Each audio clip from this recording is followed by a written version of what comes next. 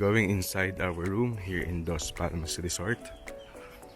Since our room is on second floor, we'll take the stairs. Now there are some birds here. There are lots of birds here in Palmas Resort. So if you get a room on the second floor, you get an exclusive stairs on the way to your room. So we're now going upstairs.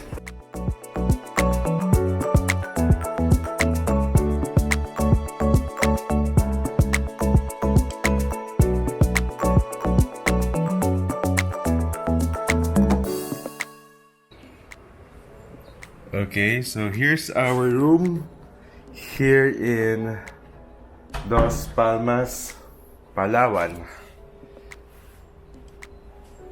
So the room is spacious. Okay, so let's check out what's inside the cabinet. So there's a safe deposit box. I don't know if you can see it. Then, okay, there's a mirror, and a glass of water. Then there's a mini refrigerator.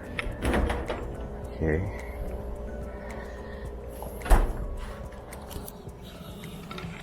So the room is very spacious. Okay. And here's the bed.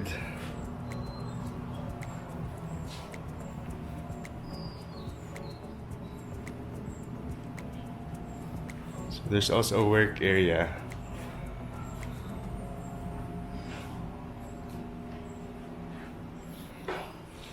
And let's go to our veranda here. So here's the veranda in our room. Okay. Then you also get this view.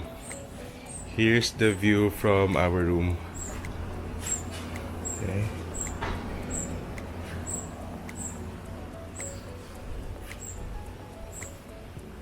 So it's near the beach.